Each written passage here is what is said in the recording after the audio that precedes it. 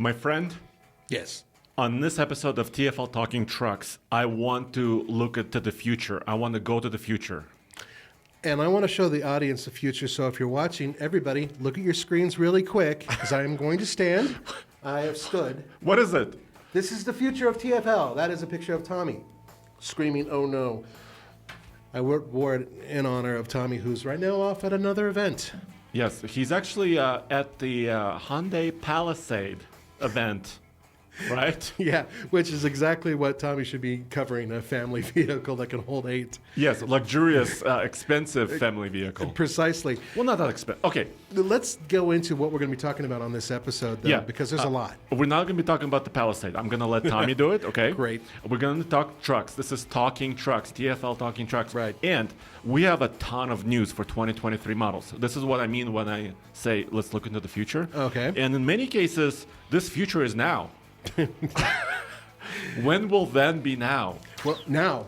Which is right now. Which is right now. Okay, but okay. Spaceballs reference for those of you who don't know what he tried to do. Sorry about that. It was good. It was good. So I want to hit some news. I also want to thank our Patreon supporters. Right, and I think we should get to that right away because our Patreon supporters have a lot of questions. There's been a little bit of a break, and now we need to answer a lot of questions. Yeah, so I was on vacation a couple of weeks ago for a week, and I apologize. Well, I don't apologize for my vacation. No. But I apologize for not getting to your questions sooner. That's what I wanted to say. Okay, let's fire away. Also, I have an interview in this episode. Oh, that's right. That's going Yes. to come up near the end of this episode. That's the second half of it, basically. Yeah, totally. I spoke about the distant future with the GM engineer, program manager for Hydrotech, which is their hydrogen fuel cell technologies.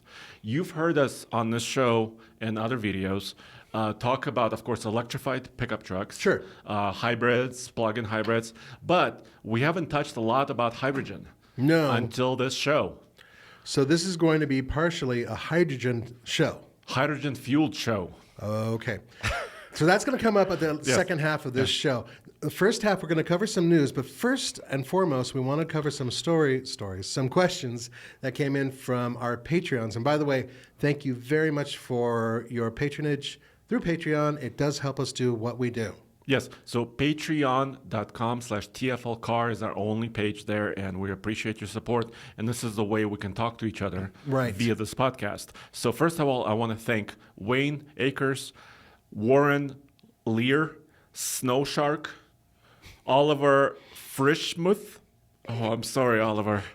This is great. And Phil Hyde for supporting us recently. Thank you, guys. This is within the last 2 weeks. Wow. Okay, great. These guys supported us. But also, we have like 7 questions. So Dave Stubbs is asking the following. Actually, first, it's a comment. Dave says he used to have a 2018 Raptor. The truck's name was Blue. Now he owns an Explorer ST. That's a pretty sporty SUV. Yeah, it's quick. And he says, would you mind doing more videos about comparing winter versus summer driving in EVs? That is a really good idea. And it's unusual for one reason. Because we're in the middle of a heat wave. It's 95 degrees outside, which, and it's been like that all summer. It's been a hot summer here. Yeah. And one of the things we do, and I'm so glad you mentioned this, is we do that often. We do comparisons between summer and winter and different driving conditions because we have them right here in our backyard. So if you're patient and wait for, I would probably say no earlier than the end of September, but probably near the end of October is when we really start getting snow in the mountains. We should be able to do some of those comparisons. Yeah, and I think also something smart to do, and I would like to do this, is compare an electric vehicle versus an ICE, internal combustion engine pickup truck. Yeah.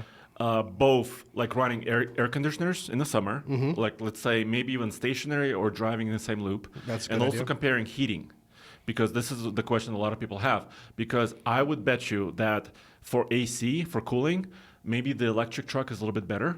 But for heating, it may use more energy. You're right about, the possibility. I totally get what you're coming But we need to really find this out. Right, and maybe find out how much power has been drawn versus how much gas has been used and all those other things. So that's a great idea. So on top of showing driving conditions, Andre's mentioning, let's talk about how these vehicles are affected by the weather. in these two major conditions. And I think that's a fantastic idea. Yes. So thank you, Dave, for that question. Next, I want to hit this news item. The 2023 Ford F-150 Lightning pricing was announced just a few days ago, just a couple days ago. Yeah. And it's a huge price increase, $7,000 to $8,000 in some cases, higher than what it was. Also, interestingly enough, they are increasing their range estimate for the base smaller battery, right, on the Lightning from 230 miles to 240 miles. So it went up 10 miles. Right. But take a look at this, Nathan. First of all, well, we're also on TFL Talk YouTube channel for this podcast. So if you're watching us, thank you. If you're listening to us, thank you as well. Thank you as well. And also, Andre's bringing up the lower section of the screen, which is showing the MSRP of the upcoming Ford F-150 Lightning. And we could talk about the price increases and also the distance increase and how that actually happened. Yeah, Right. so the distance increase, so this could be due to several things. First of all, retesting. Companies do this all the time. Right. New information comes to light, maybe something changed, maybe a testing procedure was adjusted, and they can adjust that. Also, Ford is experimenting with different battery chemistries. They're building, of course, new factories in Tennessee and other places. Right. So those will come online later. So it could be multiple factors, but bottom line, according to their statement, they're saying that the cost of raw materials impacted price. I mean, let's see. I can read the quote right here.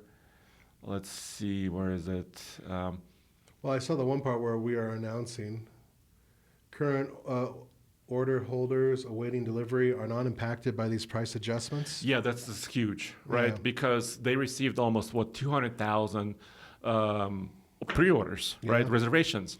And they couldn't satisfy in 2022. So can you imagine if you out of pre-order, and we have several emails from you guys about this, and then all of a sudden your price goes up $7,000 or $8,000, you could be priced out of your truck, basically. You could be. So fortunately, it sounds like Ford is at least maintaining that, so they're showing good faith. Yes. So the Pro will now start at $46,974. It used to be just under 40. Right. So that went up about almost 7,000.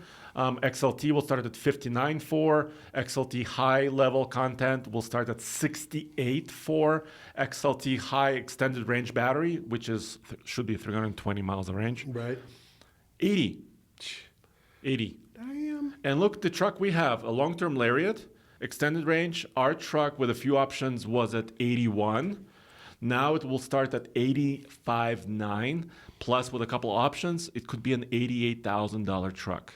Well, I'm also looking at the Platinum Extended Range at $96,874.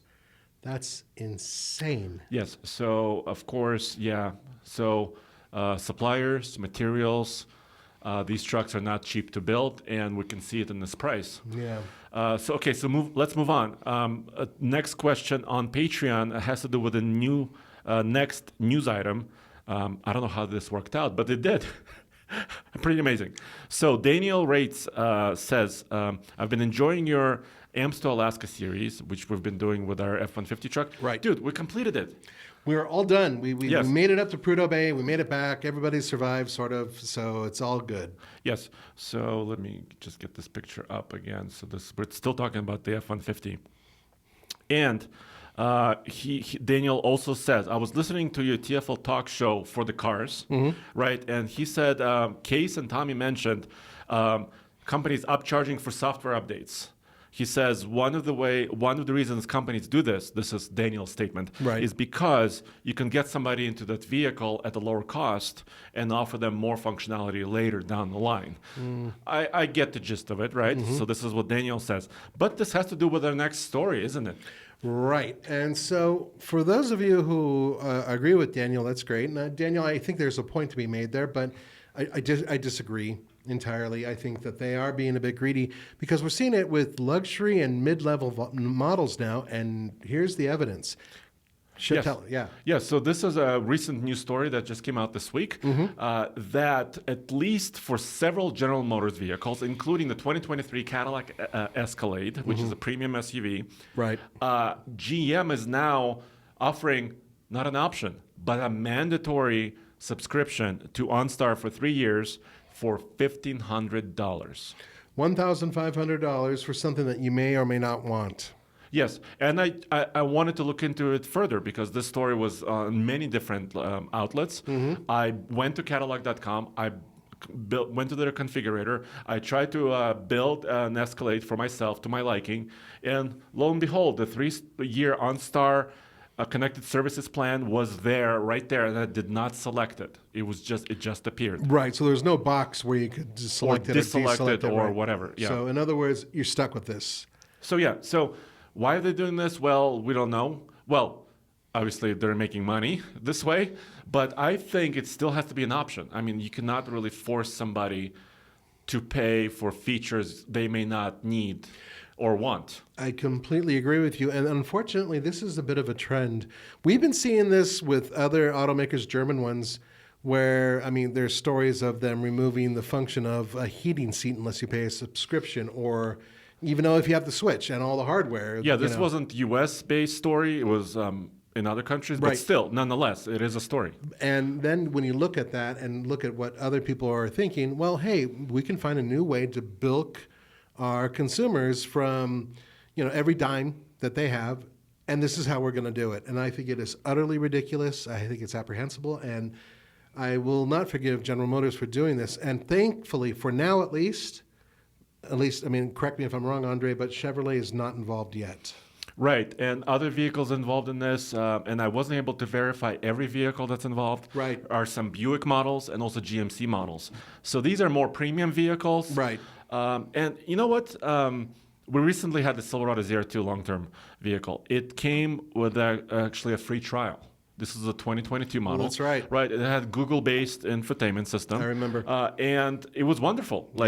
Voice activated, very easy to talk to.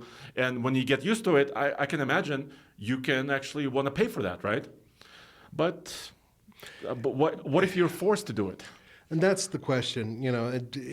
There's so many different levels to this, and there's so many different automakers that are paying very close attention to what's happening right now. And whether or not when you buy your car, should you have to subscribe to keep it running, or would you have to subscribe to make sure that you have heat, or I mean, is it gonna go there? Who knows? But so I think there is also maybe a different way to approach this. What if you actually added something that wasn't there before? Let's say you want to go to a trip to Moab. You've never been there before. And what if you wanted detailed maps like OnX off-road? That's a really good point. You could pay for that. I would pay for that. Yep. Right? So why not do that? Why try to put the genie back into the bottle, right? But instead of that, maybe offer something new, some new functionality. So let's move on. Okay? Yes, please. I think we have spent enough time on this. I want to talk about one of our favorite trucks, Nathan, which is this. Yep, the Nissan Titan and the Titan XD. Now, just so you guys know, we know about the rumors that it's going to get the axe, but at least for 2023, it looks like it's coming back. Yeah, and Nissan just announced pricing for 2023 Nissan Titan and Titan XD, like you said. The Titan two-wheel drive King Cab, which is the extended version, right, not a full crew cab, will start at $39,700, which you and I calculated. Mm-hmm. We looked up at the configurators. It was about $900 more than it was the previous year. Okay. So it's not a major increase? No. And this is not a cheap truck to begin with. I mean, it's still pretty pricey, but still, there's some people who would argue, Nissan, this is the last thing you need to do. Right? If you want to sell your trucks and actually make a dent, you need to lower your price, not lift your price, right? Yeah, that's a solid point. I would say one of the reasons why they're starting at 39 or 38 before was because it's a V8 powered beast, right? Other companies offer more value-minded options, right? Of course. But Nissan just of course goes straight for the V8, and that's what you have. Right. In fact, that's the only engine you get with either truck, and they have their 9-speed automatic transmission. We think that the Nissan's sort of an unsung hero amongst trucks. It's a good, solid all-around truck. And unfortunately, we can't verify those rumors, but it seems pretty logical that they would get rid of it. There's some people who are in the know who wanted to stay anonymous, who said the Titan may go away in a couple of years. So we'll have to wait and see. Yeah, we will. The Titan XD will start at 47,340, which is a crew cab 4-wheel drive. So they're keeping the XD. Check it out. Only crew cab, only 4-wheel drive. So they're kind of going after that kind of a more premium customer. Right, that makes sense. So now, dude, let's take a look at what Tommy's been up to. Tommy, who's on your shirt? Tommy's on my shirt. So we are now talking about the new GMC 2023, I believe. Yep. GMC Canyon. And the picture, if you're able to see the screen, shows Tommy leaning on the hood, looking actually pretty slick. He looks pretty happy at the hood of the AT4 Canyon. Yes. And there have been a lot of changes. Yeah, it's an all-new truck. It's kind of going alongside what the Colorado new truck did, right? But I think the styling is, first of all, really different from the Colorado and also unique, right, dude? Like, so a lot of people said that 23 Colorado looks a little bit like the Tacoma. Yeah, I disagree with them, but I get their point, too. Yeah, totally. I also disagree because I saw it in person. I went to Michigan. I saw the new Colorado Zero 2 in person. Right. It's really impressive. They put 33s on it. It's got a lot of tech. And it felt like its own truck. Like I didn't think it was like, you know, they're trying to copy somebody. But I get some of those comments. Now Tommy did a news story. We have many videos about us, so you can check it out at alltfl.com, and you can check him out. Checking out this 2.7 liter turbocharged Canyon AT4 and also AT4X because they have many options now. Yeah, one of the questions I had about it was, is there 3 different powertrains like there is in the Chevrolet? I believe so. So we'll have to let Tommy explain. Right. So definitely check out the video where Tommy gets into a pretty good depth with his truck. And he went to Arizona for this in the middle of July. Which he's a brave man. He is a brave little guy. Good for him. Excellent. I do think the trucks are pretty cool looking. I do think the GMC looks like nothing else, which is a good thing, I guess. So I think they're on the right path. We'll just have to see what they decide to do about powertrains. Yeah, and so what do you think about the diesel going away? That's one of the issues that I have. So there's the two sides. One is that a lot of people out there want a diesel, and the minute they said they're going to take it away, it doesn't matter because these people already bought something else. I don't think they're selling enough diesels to make their ROI. And then on the same time, if you think about the power that this vehicle is going to put out, from what we know just of Chevy alone, it should be significant, and that should be a powerhouse of a vehicle. Yeah, and I think where they're going with this is they're trying to simplify their basically lineup, right? They're going only with crew cabs, which I don't agree with. Right. I think they need to create more cabs, right? They need to create more bed lengths. They need to do more variations, but at least out of the gate, right? When this truck goes on sale in early 2023, this new GMC Canyon, I think they're trying to streamline it, maybe lower the price in some cases. I hope so. I know there's going to be premium Denali versions of this, Oh, God, yeah. which will be stratospheric in price. But at least they can streamline it, offer us some good power and good technology. I agree with you 100%. Okay, so I want to hit one more news item. I know this. We still need to get to the interview. Yeah. We still need to get to maybe one more question. So the other news item is this, dude. It comes from Jeep. It's the Gladiator. Yeah. Now, before you guys get excited thinking that this is a 4xe or a 392 or something like that, it's not. Or at least that's not what the story is. No, the story is that this Jeep has essentially a paint job. High velocity yellow. Yeah, That's what they're calling but it. That's green. You know what it looks like? Green? Remember the Tacoma with their lime rush and those yellow colors? Yeah. That are also kind of look a little bit green. So they're introducing this color. It's going to be an additional charge of $395. But we're not seeing any more. They're saying it's a 2023 model, but we're not seeing powertrain choices or updates quite yet. That's strange. Yeah. So here, dude, and I want to hit at least one more comment here on Patreon, which comes from Julian Hall. I'm so sorry. No, I think it's epic. So Julian says, first of all, thank you for doing the show, the podcast. Thank you for saying that. He says, I have a Badlands Sasquatch ordered, but still no VIN. Almost at a year now. The Frontier is nice, so he's looking at the Nissan Frontier, but also would like a Bronco. So, what are your thoughts on the four-door Bronco and maybe a F-150 Tremor or the new Trail Boss Chevy? I think he means Silverado. Boy, well, this is a little bit different. So obviously the four-wheel drive, four-door Bronco will not have as much payload as a truck, will not have as much towing as a truck. That's true. And on top of that, it's a completely different market, really, different type of people. Yeah. So I would say, you know what? The F-150 Tremor will be offered with a Coyote in 2023. That's right. That's also a new story.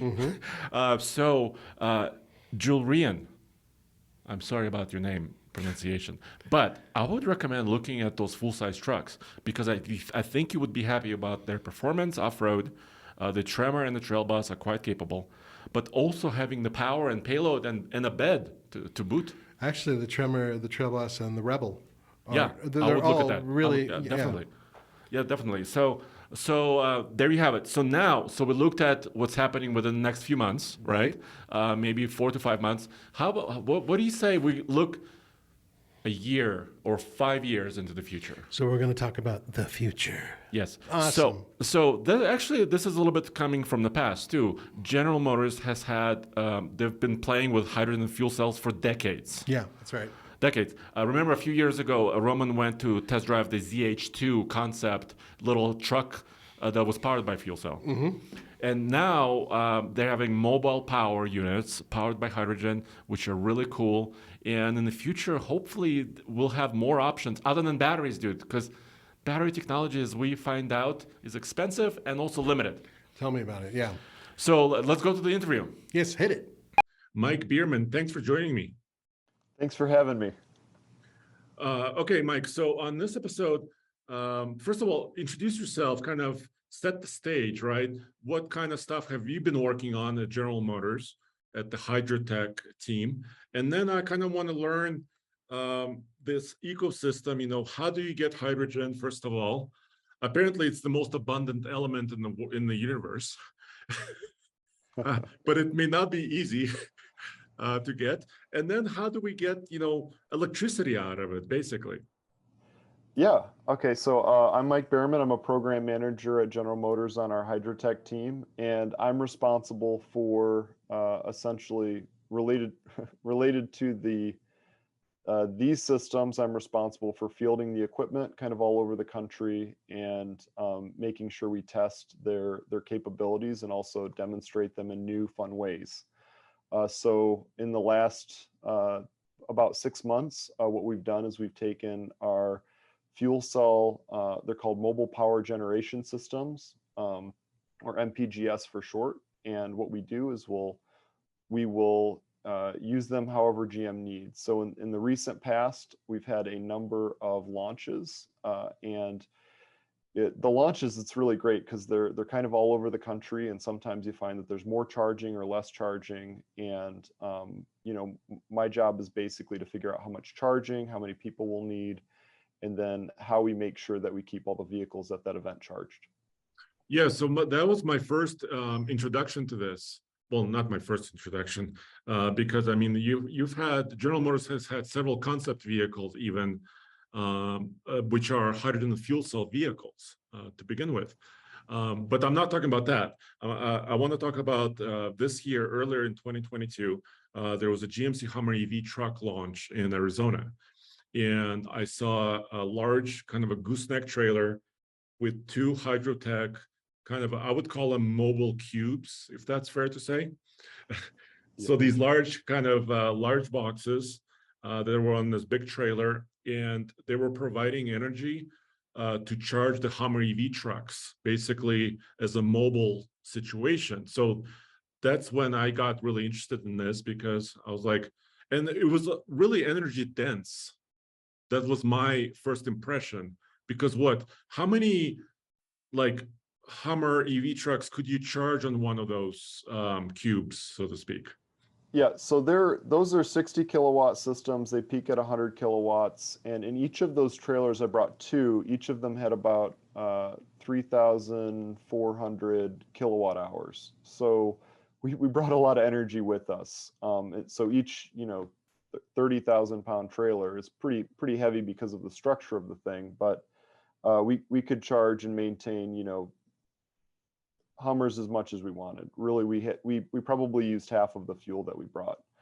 And at that event, there were around 10 Hummers. They were driving continuously. What we were doing is basically making sure they never had to leave and they were always full. And so we pretty much charged continuously 10 hours a day in the Phoenix heat. And, we didn't have an issue. It was great. All right. So can you kind of describe what does constitute one of those mobile units? I mean, what is it like, and why does it have to be so heavy, first of all? So, well, the mobile units aren't heavy. They're only 4,000 pounds. So any of your trucks could, pull them. But the mobile units, what goes into those? So the core of every fuel cell system that we're working on right now is a power cube. It's kind of our solution to mobile energy. And in each power cube, what we do to produce energy is we bring in hydrogen. It's part of an anode, and oxygen, that's the air, is part of the cathode, and we use that with a membrane to create about a volt of electricity. We put a number of volts of electricity, number of cells together, and we're able to produce pretty high potential. We boost it up, and that's how we're able to charge vehicles. So each of these systems, they have on board a electric turbo compressor for the air, and then they're paired with stored hydrogen for the hydrogen side, the anode side of the system. So it works a lot like a battery. We produce DC power, and it's actually really great for fast charging because that's what you need to put it into the vehicle, right? We just have to control the voltage and the currents, and we do that through our boost system. I gotcha. So, and then the fuel for this is the hydrogen, like you said, and then the fuel tank for the hydrogen I've seen many different solutions to this, but that's kind of it's also regulated, right? Because it has to be safe and it has to be very contained. Can you talk a little bit about the fuel tanks as well themselves? Yeah, they're very regulated, absolutely. They store a tremendous amount of energy, and so essentially with the fuel tanks and our systems, we're flexible. We could take any commercial fuel tank as long as it's pure hydrogen. We can plug in, we can continuously run. If we were to get low on fuel, we can swap out the fuel tanks and we can continue running. We could run forever as long as I work with a fuel company to supply a different tank. And the ones that we brought to the event, they're part of, I think at that event, they were from 1H2. So there's 230 kilograms of fuel in there, a tremendous amount of fuel. And from a safety perspective, my team is hydrogen trained, so there's several regulations that we follow. We're not within a certain distance of buildings, we're not within a certain distance of public roads, and we're not within a certain distance of active air intakes.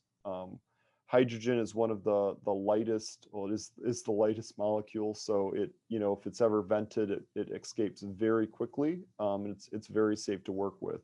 But you can imagine like the equivalence with diesel. If I had a big diesel rig there, I probably would have had to put a containment underneath it. With hydrogen, I don't have to worry about that kind of thing. Okay, so yeah, so it's basically you want to obviously protect that tank as well, right? So it's sitting in some sort of enclosure. Yeah, so every one of those fuel storage systems that you saw probably when you were there, they have a number of hydrogen cylinders in them. And then they have their own safety system for that, that pack of cylinders. So it goes hydrogen cylinders, kind of a box to protect them, a bigger trailer, and then a safety system that goes on top of that. Okay, gotcha. So then you mentioned the charging speed, direct current, so DC, between 60 kilowatt and 100 kilowatt? Is that what you were saying? Yeah, so every fuel cell system is paired with a battery. It gives us all the capabilities that you have for battery electric systems, but it also gives us some storage capacity, and we can use that however we choose. So one of the things that we do with our system is for a shorter period of time, we can boost up the energy up to 100 kilowatts, but for sustained, we'd be at about 60 kilowatts. And that's like a kind of a buffer. So you're using kind of an onboard battery base, so to speak. Yeah, exactly. So I've used these generators paired with an inverter, and I've used them for AC power as well. And it's really great because that battery is essentially, you've got a big old battery backup in your inverter. It's pretty great for that too. So, okay, so are these currently like, these are not commercially available, right? Can I go out and buy one of these puppies? You can't. No, you can't right now. We're using these as part of a development project. We're working with companies so that the power cubes that General Motors makes could be integrated into their products. So we are working with generator companies, but we're also working in big trucking and also in aerospace and in trains too. I gotcha. So, so now, we get a little bit better understanding of the system itself, but now, how do you get the hydrogen there in the first place? Can you speak a little bit to Yeah, that? Because I've heard different, absolutely. I had different things because, a lot of people say, well, it's really expensive to produce hydrogen. That's kind of why, this is not hugely available yet. Um, can you educate me about this? Yeah, so first of all, getting a giant fuel trailer is not exactly the same as, going to the gas pump. What I do, part of my job when I'm looking at the events is I look at hydrogen suppliers and what they provide us. And there's a cost side of it, but there's also, a capability side. So, um, I have to look at what I think the needs of the event will be, and then I also have to think about what companies can provide. So, um, at all of these events, what I'll do is I'll reach out to a bunch of companies, and usually they will be able to provide fuel, and it's just a matter of how much and when. So I haven't had a problem having this out in North Carolina and Utah and Phoenix. The fuel suppliers, they truck fuel to me, and if I need more, I just give them a call and they'll bring more to me. It's actually really convenient. It's surprisingly convenient. So when we were out in Utah for the Lyric launch, I was able to bring nearly 800 kilograms of fuel, working with a company called Certarus, and they basically made it so that I could create a completely off-grid EV charging station in the middle of nowhere, 120 kilowatt, capable station that could have run for nearly 40 days of operation. And in that event, we were maintaining 20 lyrics. It was a lot of fun. Mhm. I mean, a pretty big installation, I would say. Yeah. Yeah, it was surprisingly mobile. So we've got the two trailers, and then those each have generators on them. And then in most of these events, I only bring one fuel trailer. And what I find is there's more anxiety than there is need. So if you do the math, usually what you'll do is you'll look at how far do people drive and how many kilowatt hours you think they'll use. And if you're overly conservative, you think that you need a lot more than you actually need. And so we've typically for events, we brought a lot of fuel and we only use probably about half of it because, we're overly conservative. But I gotcha. Well, do you have any like vision into the current kind of state of the art of how do you get hydrogen fuel to begin with? Like, where is that at? yeah, so there's two major routes for getting hydrogen. So hydrogen's everywhere. But it's very reactive, so it likes to stick to other molecules. And the major routes that you get are through electrolysis, which is basically where you break water into hydrogen and oxygen.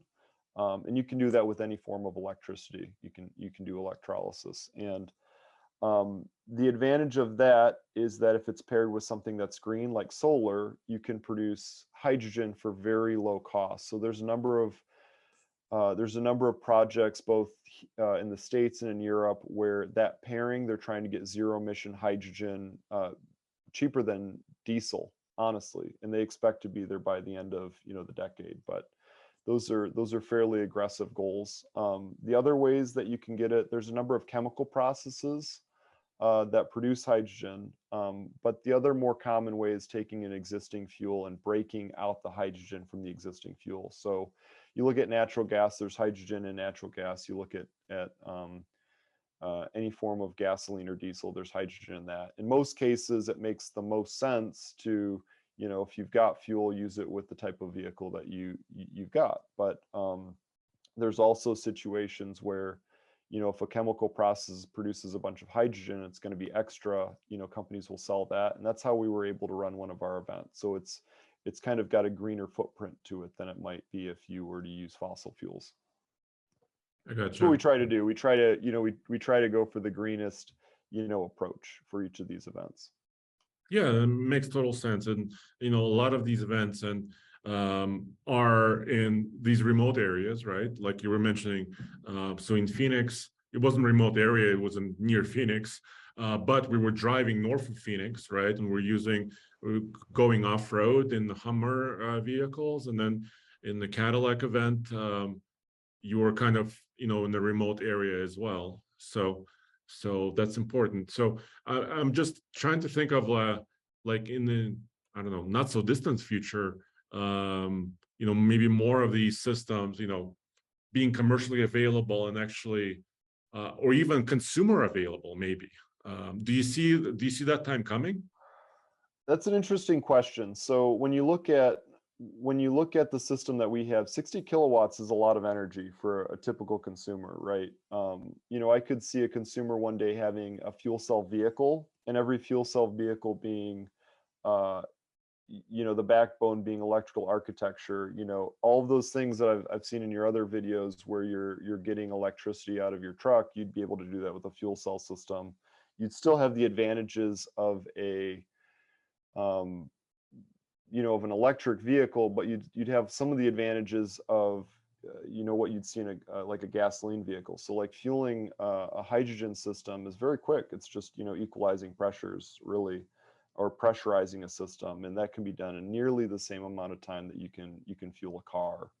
Um, and you might get the amount of power you need, off your vehicle, vice 3, 4, 10 times what you need, off of a generator. So I could certainly imagine, hydrogen vehicles being a big change for that aspect. But commercially, when you're talking 60 kilowatts and more, it's probably a better fit, right?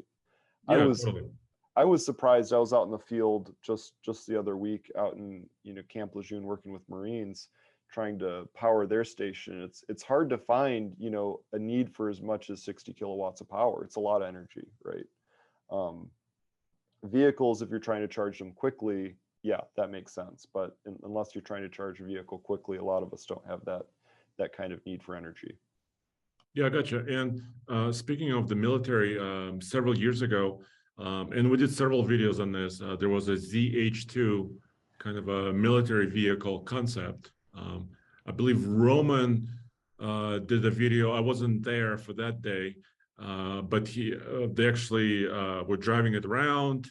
And I mean, they're commercially available fuel cell vehicles right now, like you were saying. So, but and the other byproduct of this, right? So you're basically adding hydrogen as a fuel, right? You have a fuel cell and you get electricity out of it. You can drive motors, right?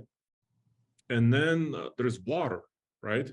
Yeah, our byproduct's water, absolutely. And so, I mean, you can imagine all the things that you can use that for. I mean, it being warm water, you can at first use that for, heating of an environment if you needed to. And then after that, you could, of course, use it for processing, or, maybe even if you took the right filtering capabilities, drinking it. Yeah. So basically, there's a tailpipe and water comes out of it. Or Yeah, in this case, warm water, I guess. in the case of the generator systems, we have tanks on board, so you can just keep it and take it with you. Yeah. So the water, oh, it's kind of self-contained. So It can be. Yep, we've got you can either let it out like through a garden hose, or you can keep it all. yeah, I gotcha. So that's pretty interesting. So so you were saying, so when you brought the system, for example, in Phoenix, the one I saw, um, what? So there was like a 30,000 pound trailer. Is that how heavy those two units were, or?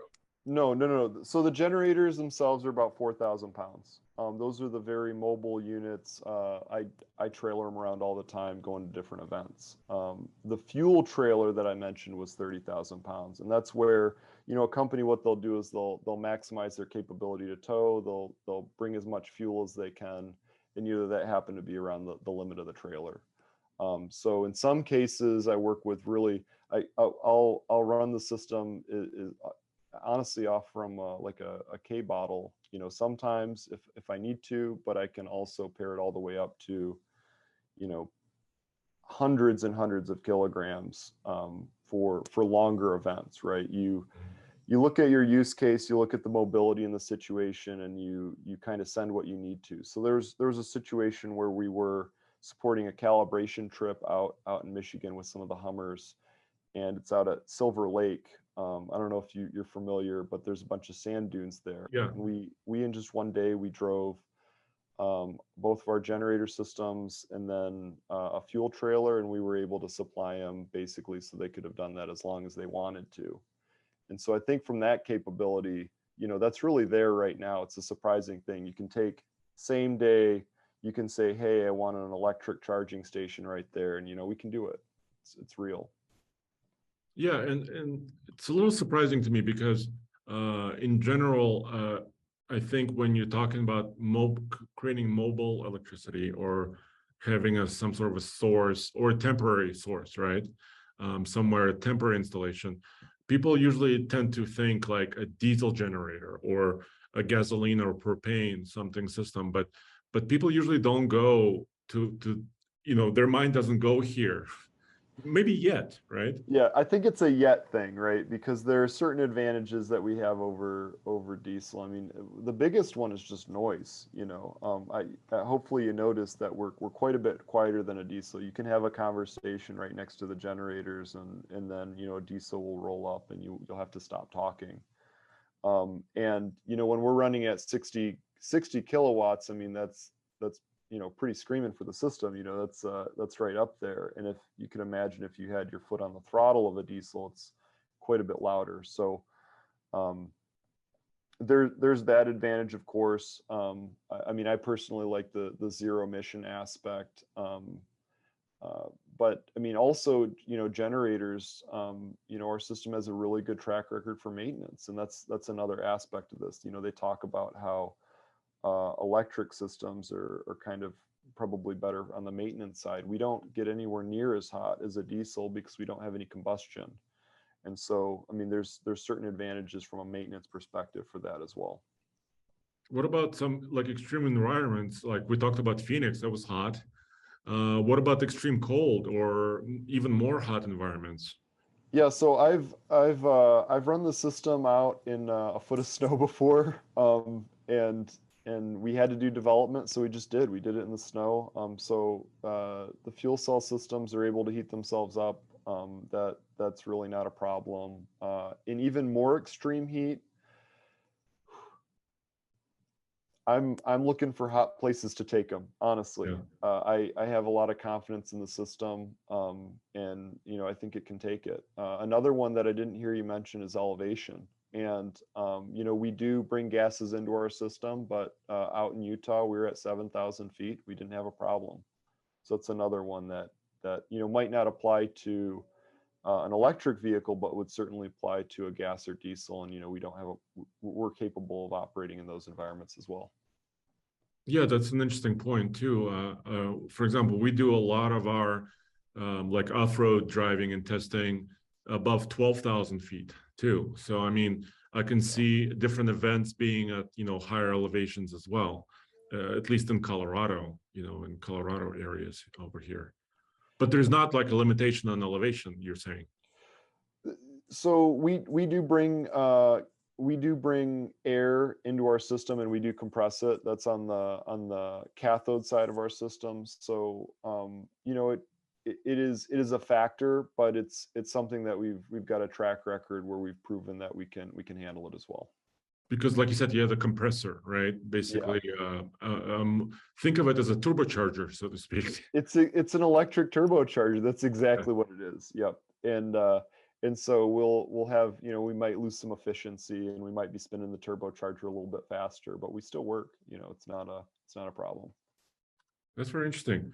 So, I mean, where do you see this going, I guess, 5 to 10 years from now? Yeah, I think 5 years from now, I think people will start realizing that there are a lot of these things out there. I have a lot of fun right now because, I get to show people these things for the first time, and that really makes me happy, caring as much as I do about green energy. But I think 5 years from now, they're going to be, relatively, commonplace in the right environments. And I think 10 years from now, I think in a lot of ways, they're probably going to be cheaper in some ways than other systems. So I'm really excited where we are right now. It's a very exciting time to be in hydrogen. Well, very cool. Well, Mike, I really appreciate your time. I certainly learned a lot. And I mean, I'm looking forward to more of this. We recently drove an electric pickup truck to Dead Horse, Alaska, Prudhoe Bay.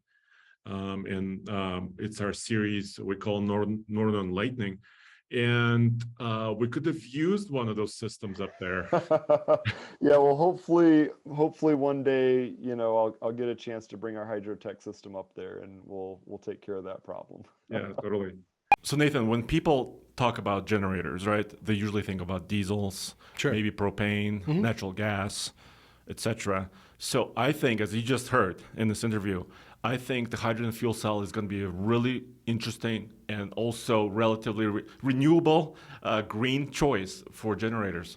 And I cannot wait. I think it's fascinating. And bear in mind, the infrastructure is building, everything else is building as well. So in time, we're going to be having more remote areas where you can use this type of technology. Like Alaska, like we've seen. Precisely, Yeah. which really could have used a lot more.